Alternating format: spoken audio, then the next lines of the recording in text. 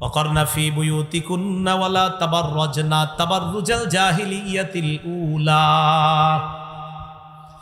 নবীর বিবিদের মাধ্যমে সারা পৃথিবীর নারীদেরকে, একটু সবাই মন দিয়ে শুনেন, আমাদের ছাত্র সমাজ যারা আছেন স্কুল কলেজেরও আপনারা মন দিয়ে শুনেন, আশা করি বিষয়গুলো ভবিষ্যতে আপনাদের সমস্যা হবে না। একটু মন দিয়ে শুনেন। নবীর বিবিদের মাধ্যমে সারা পৃথিবীর নারীদেরকে আল্লাহ বলছেন করনা, অবস্থান করো, ফি বুয়ুতিকুন্না, তোমাদের ঘরে, ওয়ালা তাবাররাজনা তাবাররুজাল জাহিলিয়াতিল উলা, প্রাক জাহিলি যুগের নারীদের মতো তোমরা অশ্লীল ভাবে রাস্তায় বের হবে না। এই সিদ্ধান্তটা আল্লাহর। কার বলেন? আল্লাহ। তাহলে মুমিন নারীদেরকে আল্লাহ একটা সিদ্ধান্ত দিচ্ছেন, তোমরা ঘরে থাকবা, জাহিলি যুগের নারীদের মতো তোমরা রাস্তায় বের হবে না, এটা আল্লাহ সিদ্ধান্ত দিলেন। তো রসায়ন যেটা কেমিস্ট্রির কাজ কারবার, এই রসায়ন বিদ্যা, এটা নিয়ে যদি আমরা গবেষণা করেন, এখন ছাত্রদেরকে আপনি পড়াইতেছেন বসে বসে রসায়ন বিদ্যা, কথার কথা, এখন রসায়ন বিদ্যা পড়াচ্ছেন আর সামনে একদল পর্দানিসীন মেয়ে বসা আর বললেন, শোনো আমি তোমাদের বাবার মতো, তোমরা আমার মেয়ের মতো, তোমাদের মুখ ঢাকতে হবে না। আর আমি পড়াচ্ছি কি কথার কথা? রসায়ন বিজ্ঞান। রসায়ন বিজ্ঞান বলছে নারীদের মধ্যে সৃষ্টিগতভাবে আল্লাহ একটা অ্যাসিড দিয়েছে বা অম্ল দিয়েছেন, পুরুষদের মধ্যে আল্লাহ জন্মগতভাবে একটা অ্যালকালি দিয়েছে তাদের মধ্যে। নারীদের এই অ্যাসিডিকের কারণে, অম্লের কারণে তারা টকের প্রতি বেশি আসক্ত হয়। পুরুষদের মধ্যে ওই অ্যালকালি বেশি থাকার কারণে তারা মিষ্টির প্রতি বেশি আসক্ত হয়। রসায়ন বিদ্যা প্রমাণ করে নারীর ওই অ্যাসিড আর পুরুষের অ্যালকালি উভয়ের প্রতি আকর্ষণ সৃষ্টি হয়। এটা রসায়ন বিদ্যায় শিক্ষা দিচ্ছে। আর এটা আপনি নিয়ে বলতেছেন তোমরা আমার মেয়ের মতো, আমি তোমার বাবার মতো। আর বিদ্যা বলছে না, সে তোমার মেয়ে না, তুমি তার বাবা না, তার প্রতি তোমার আকর্ষণ আছে এবং তার অন্তরেও তোমার প্রতি আকর্ষণ হতে পারে, অতএব পর্দা করা ফরজ। তো আপনি পড়াচ্ছেন রসায়ন বিদ্যা, সেটা আপনাকে বলছে দুইজনের আলাদা আকর্ষণ আছে। তো আপনি আকর্ষণ আছে, এটা তো আপনার বিদ্যা আপনাকে বলে দিচ্ছে। এখন কোরআন বললাম না রসায়ন বিদ্যার কথা, এটা বিদ্যা বলে দিচ্ছে। হ্যাঁ, এবার কোরআনে রসায়ন বিদ্যার কথা আছে কিনা, এটা হলো কথা। সূরা ইউনূসের 101 নম্বর আয়াতে আল্লাহ বলেন, উনজুরু মা ফিস সামাওয়াতি ওয়াল আরদ, আসমান জমিনের মধ্যে কি রহস্য নিহিত আছে এগুলা নিয়ে তোমরা গবেষণা করো। এটা আল্লাহ পাক রব্বুল আলামিন বলে দিয়েছেন। আলোচনাগুলা এতটুকু বুঝে থাকলে আপনারা বলেন, কোরআন সুন্নাই শুধু পর্দা করতে বলে? কোরআন সুন্নাই কি শুধু বলছে যে নারী পুরুষের প্রতি আলাদা আকর্ষণ আছে আর পুরুষের প্রতি নারীর আকর্ষণ, এটা কোরআন সুন্নাই শুধু বলছে, না আপনার বিজ্ঞানও বলছে? বিজ্ঞানও বলছে। এটা বুঝে থাকলে আমাদের এই কথা স্পষ্ট হয়ে গেল যে দুই জাতি একদল আরেক দলের প্রতি আকর্ষণ সৃষ্টি হওয়া, এটা জন্মগতভাবে, এটা স্বভাবগতভাবে। অতএব এই বিষয়টা আমরা সকলে মেনে নিব। আমরা ইসলাম ধর্ম যারা বিশেষ করে পালন করি, চাই আমি মাদ্রাসায় পড়ি, স্কুল কলেজ ইউনিভার্সিটি যেখানে পড়ি, অন্তত এটা স্বীকার করব এক শ্রেণীর প্রতি আরেক শ্রেণীর আকর্ষণ যেহেতু আছে, এই জন্য উভয় শ্রেণীকে আল্লাহ পর্দার বিধান দিয়েছেন। সুবহানাল্লাহ। আমাদের বাংলাদেশে একটা বিষয় নিয়ে আলোচনা চলছে, সেটা হলো নারীর চেহারা, এটা কি পর্দার অন্তর্ভুক্ত কিনা, এটা ঢাকা লাগবে কিনা। সূরা আলী ইমরানের 14 নম্বর আয়াতে আল্লাহ বলেন, যুয়িনা লিন-নাসি হুব্বুশ শাহাওয়াতি মিনান নিসা, মানুষের জন্য মোহগ্রস্ত করা হয়েছে, সুসজ্জিত করা হয়েছে। 1 নম্বরে নারীদের কথা বলছে আল্লাহ। মানুষের কাছে আকর্ষণীয় বিষয়বস্তুর মধ্যে আল্লাহ আলোচনায় 1 নম্বরে নারীর কথা বলেছেন। সূরা নিসার 1 নম্বর আয়াতে আল্লাহ পাক রব্বুল আলামিন বলেন, ইয়া আইয়ুহান নাসুত্তাকু রাব্বাকুমুল্লাযী খালাকাকুম মিন নাফসিন ওয়াহিদা, হে মানুষ তোমরা তোমাদের রবকে ভয় করো, যিনি তোমাদেরকে এক আত্মা তথা হযরত আদম আলাইহিস সালাতু ওয়াস সালাম থেকে বানিয়েছেন। আল্লাহ ব্যাখ্যা করছেন নিজে, ওয়া খালাকা মিনহা যাওজাহা, আদম নবী থেকে আল্লাহ তার বিবি হাওয়া আলাইহিস সালাতু ওয়াস সালামকে বানাইলেন। ওয়াবাসসা মিনহুমা রিজালান কাসীরাও ওয়া নিসাআ। আদম এবং হাওয়া তাদের উভয়ের মধ্য থেকে আল্লাহ পাক রব্বুল আলামিন অসংখ্য অগণিত নারী পুরুষ সারা পৃথিবীতে ছড়িয়ে দিয়েছেন। তাহলে নারী পুরুষ দুইটা আলাদা, পুরুষ নারী না আর নারী পুরুষ না, দুইটা আলাদা জাতি। এই কথাটা ইসলামের যেমন কথা, ইসলাম ধর্ম আমরা যারা পালন করি এটা আমরাও বিশ্বাস করি, সারা পৃথিবীর অন্যান্য ধর্মের মানুষগুলো বিশ্বাস করে। পাশাপাশি বিজ্ঞানও এই কথাকে স্বীকার করে, পুরুষ নারী দুইটা আলাদা জাতি। আল্লাহ পাক রব্বুল আলামিন পবিত্র কোরআনে প্রকৃত জ্ঞানী কাকে বলেছেন। আর আধুনিক বিজ্ঞান, এই আধুনিক বিজ্ঞান যারা আধুনিক বিজ্ঞান নিয়ে গবেষণা করে, তাদের এই বিজ্ঞান নিয়ে গবেষণার মেরুদণ্ডটা কোথায়? তারা যে গবেষণা করে বিজ্ঞান নিয়ে, মেরুদণ্ড হলো আপনার মাইক্রো অ্যান্ড ম্যাক্রো ডিটেইল, ক্ষুদ্র এবং বৃহৎ অংশ, এটা কিভাবে বিস্তারিত খুঁজে খুঁজে বের করা যায়, এটাকে তারা মেরুদণ্ড মনে করে। কিন্তু কোরআনের ভাষায় জ্ঞানী কাকে বলা হয়েছে? সূরা আলী ইমরানের 190 নম্বর আয়াতে আল্লাহ বলেন, ইন্না ফি খালকিস সামাওয়াতি ওয়াল আরদি ওয়া ইখতিলাফিল লাইলি ওয়ান নাহারি লাআয়াতিল লিউলিল আলবাব। আসমান সমূহ এবং জমিনের সৃষ্টির মাঝে, ওয়া ইখতিলাফিল লাইলি ওয়ান নাহার, রাত এবং দিনের পরিবর্তনের মাঝে। এখন চলছে রাত, পরে আসবে দিন, দিনের পরে আবার রাত আসবে। এই রাত দিনের পরিবর্তনের মাঝে লাআয়াতিল লিউলিল আলবাব, জ্ঞানীদের জন্য নিদর্শন রয়েছে। এখন জ্ঞানী কারা? আল্লাহ বলেন, আল্লাযীনা ইয়াযকুরুনাল্লাহা কিয়ামা। জ্ঞানী হলো তারা যারা দাঁড়িয়ে আল্লাহকে স্মরণ করে, যারা দাঁড়িয়ে আল্লাহকে স্মরণ করে, আল্লাহর জিকির করে। ওয়া কুউদা, যারা বসে বসেও আল্লাহকে স্মরণ করে, আল্লাহর জিকির করে। ওয়া আলা জুনুবিহিম, যারা শুয়ে শুয়ে বালিশে মাথা লাগিয়েও আল্লাহরে স্মরণ করে। আল্লাহ বলেন, দাঁড়িয়ে যারা আমারে স্মরণ করে, বসে যারা স্মরণ করে, শুয়ে শুয়ে পড়ে সুবহানাল্লাহ, আলহামদুলিল্লাহ, আল্লাহু আকবার, এগুলা পড়ে, আল্লাহ বলেন কোরআনের ভাষায় আমি তাদেরকে জ্ঞানী বলে ঘোষণা করলাম। ওয়ায়াতাফাক্কারুনা ফি খালকিস সামাওয়াতি ওয়াল আরদ, আসমান জমিনের সৃষ্টি নিয়ে এই জ্ঞানী মানুষগুলা চিন্তা করে বলে, রব্বানা মা খালাকতা হাযা বাতিলা। আল্লাহ, এই যে আসমান জমিন আপনি বানিয়েছেন, এগুলা একটাও আপনি অনর্থক সৃষ্টি করেননি। দাঁড়িয়ে বসে শুয়ে যারা আল্লাহর স্মরণ করে, আল্লাহর জিকির করে, আল্লাহর সৃষ্টি তথা আসমান জমিন নিয়ে গবেষণা করে আর বলে, আল্লাহ এই আসমান, এই জমিন, গাছপালা, তরুলতা আপনি কিছুই অনর্থক বানাননি। আল্লাহ বলেন আমি কোরআনে তাদেরকে জ্ঞানী বলে ঘোষণা করলাম। এটা কোরআনের ভাষায় জ্ঞানী। বিজ্ঞান কি? কোরআনের ভাষায় সূরা বাকারার 31 নম্বর আয়াত। আমরা কোন দিকে যাচ্ছি? যে বিজ্ঞানও স্বীকার করে নারী পুরুষ যে আলাদা। খুব মন দিয়ে শুনেন। সূরা বাকারার 31 নম্বর আয়াতে আল্লাহ বলেন, ওয়া আল্লামা আদামাল আসমাআ কুল্লাহা। আল্লাহ পাক রব্বুল আলামিন আদম আলাইহিস সালাতু ওয়াস সালামকে এই পৃথিবীর সকল বস্তুর নাম শিক্ষা দিয়েছেন। সুবহানাল্লাহ। বলেন তো কি বললাম? সকল বস্তু। বলেন সকল। এই বস্তু অংশটা মনে রাখেন, সকল বস্তুর নাম। কি বল? সকল বস্তুর নাম। এই আয়াতের ব্যাখ্যায় আব্দুল্লাহ ইবনে আব্বাস রাদিয়াল্লাহু তাআলা আনহুমা বলেন, এই আয়াতের উদ্দেশ্য হলো সকল বস্তু এবং বস্তুর গুণাগুণ, যাবতীয় বিষয় আল্লাহ আব্বা, প্রথম নবী, প্রথম মানুষ, আমাদের আদি পিতা আদমকে শিক্ষা দিয়েছেন। কি বললেন ইবনে আব্বাস? বস্তু এবং তার গুণাগুণ। আর বস্তুর গুণাগুণ নিয়ে গবেষণা করে যারা, এদেরকে বর্তমান যুগে এরাই এটাকে আধুনিক বিজ্ঞান বলে। বস্তুর গুণাগুণ। বলেন তো কি? বস্তুর গুণাগুণ। আধুনিক বিজ্ঞানের এটা কাজ। তো যদি বলেন এটার নাম আধুনিক বিজ্ঞান, তো বলতে হবে আল্লাহ আদম নবীকে বস্তু এবং তার গুণাগুণ একদম যেদিন আদমরে আল্লাহ বানিয়ে দুনিয়াতে পাঠাইলেন আর আদম নবীকে আল্লাহ নবীও বানাইলেন, মানুষ বানাইলেন, এই তাকে আল্লাহ আধুনিক বিজ্ঞানও শিক্ষা দিয়ে দিয়েছেন।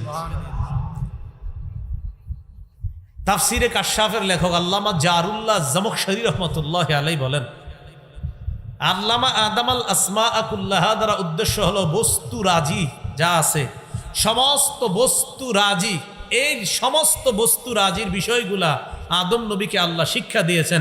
আর বস্তু রাজি নিয়ে গবেষণা করা আধুনিক বিজ্ঞানের কাজ। যদি বলেন এটার নাম আধুনিক বিজ্ঞান, তো আব্বা আদমকে আল্লাহ আধুনিক বিজ্ঞান শিক্ষা দিয়েছেন। এখন দেখেন যে আধুনিক বিজ্ঞানের কিছু বিষয় আছে, সেটা হলো আপনার কি, যেমন ইসলাম ও চিকিৎসা শাস্ত্র, যেটাকে ফার্মাকোলজি বলা হয়। এই যে চিকিৎসা শাস্ত্র, যিনি ফার্মাসিস্ট, ঔষধ প্রস্তুতকারক, তিনি কি করেন, গাছ পাতা তরু লতার বৈশিষ্ট্য এবং পরিমাণ নিয়ে চিন্তা করে ওষুধটা বানায়।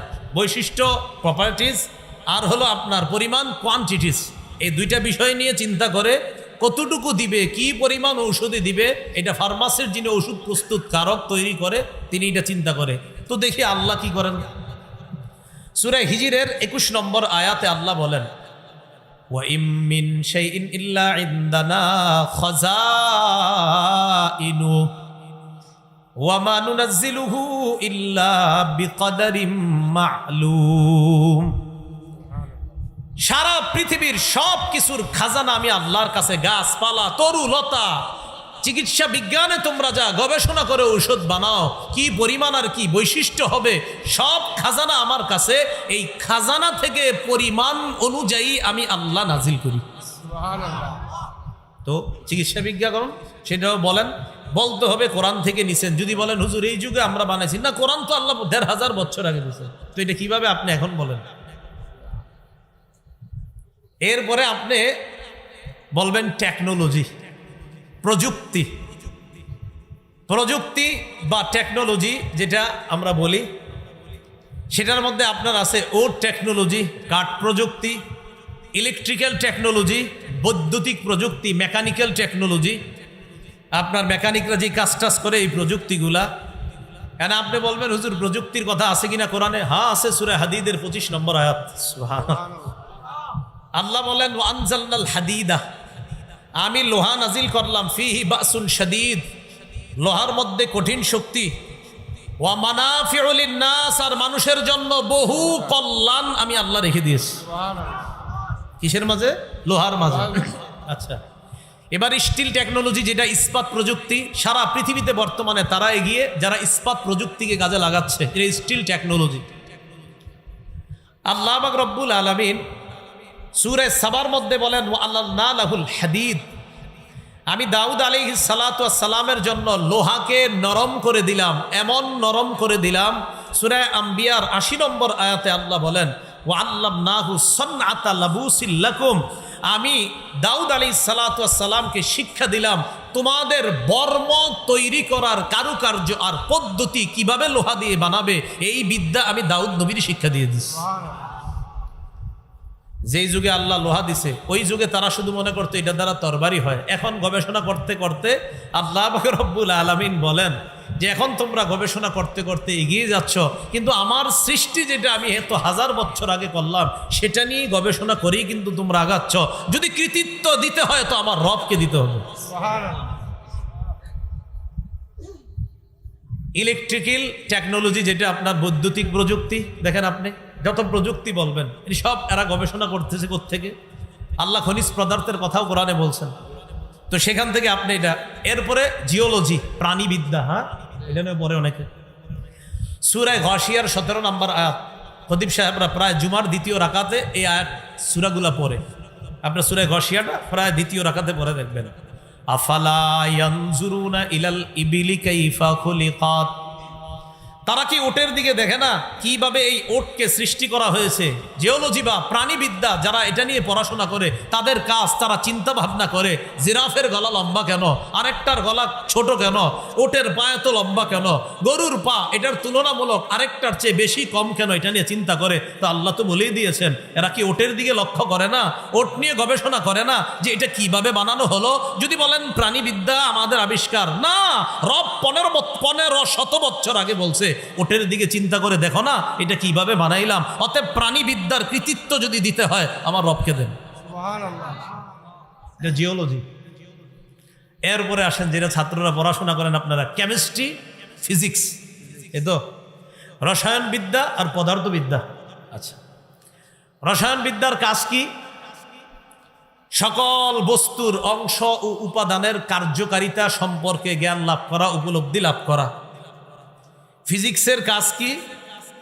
কোন বস্তুর কার্যকর শক্তির সুশৃঙ্খল অধ্যয়ন করা। এটা ফিজিক্সে আপনারা এটা করেন। যাই হোক, তো রসায়ন যেটা কেমিস্ট্রির কাজ কারবার, এই রসায়ন বিদ্যা এটা নিয়ে যদি আমরা গবেষণা করেন, এখন ছাত্রদেরকে আপনি পড়াইতেছেন বসে বসে রসায়ন বিদ্যা, কথার কথা।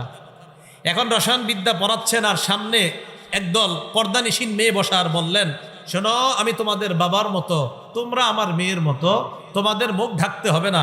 আর আমি পড়াচ্ছি কি? কথার কথা, রসায়ন বিজ্ঞান। রসায়ন বিজ্ঞান বলছে নারীদের মধ্যে সৃষ্টিগতভাবে আল্লাহ একটা অ্যাসিড দিয়েছে বা অম্ল দিয়েছেন, পুরুষদের মধ্যে আল্লাহ জন্মগতভাবে একটা অ্যালকালি দিয়েছে তাদের মধ্যে। নারীদের এই অ্যাসিডিকের কারণে, অম্লের কারণে তারা টকের প্রতি বেশি আসক্ত হয়।